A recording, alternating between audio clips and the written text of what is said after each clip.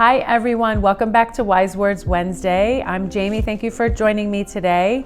It's been a minute since I have given these little tidbits to you. I've been traveling and I'm excited to report that I just got back from one of my first overseas trips for business since the beginning of the pandemic. It was really great to visit all the fabric suppliers and see the exhibition in Paris. And then I side tripped to go visit all of our manufacturers in Portugal, which has been another exciting opportunity to see on hand and to visit actual production under the needle and visit during quality control inspections. So starting off with that exciting news, one of the things that has come up recently is the topic of deliveries.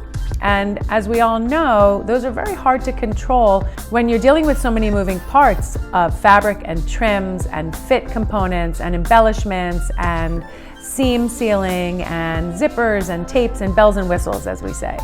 But ultimately, one of the things I want to hone in on today is really what affects production delivery in such a big way is when you have components in your garment that are variables. For example, I have a shell fabric, I have a zipper at the front, I have a shank button, I have maybe some thread at the back pocket for chain stitching, I have a leather patch if it's a jean, I have hang tags and other miscellaneous embellishments that go on to the finished product to get it ready for packing and shipping.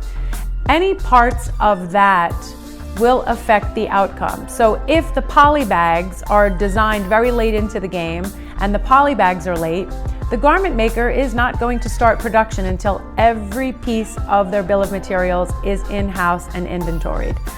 A great example is when you're doing many colors of a collection and you're using some taping or finishing that requires dye to match colors, be it the rib of a collar on a PK polo or a trim that's being used as a seam finishing for all of the dye to match colors of the collection.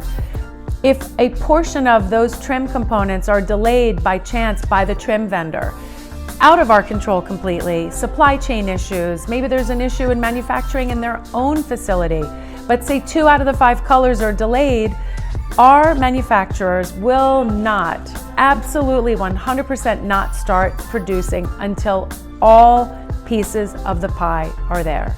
They will not start warming up the oven until all the ingredients are ready to start making that pizza.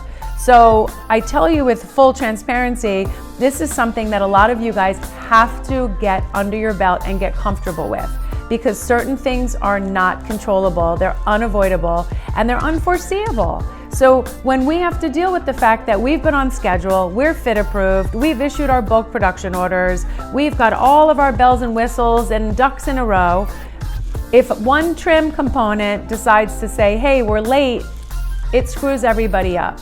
And so there's no other reason than it's just simple manufacturing. It's part of the game. You have to roll your sleeves up, you have to get comfortable with it, and you have to be flexible and understand that we're gonna have to bend a little bit as it relates to this whole cycle of building and manufacturing. So I'm happy to go into more detail about this. If any of you guys are interested and wanna reach out, DM us.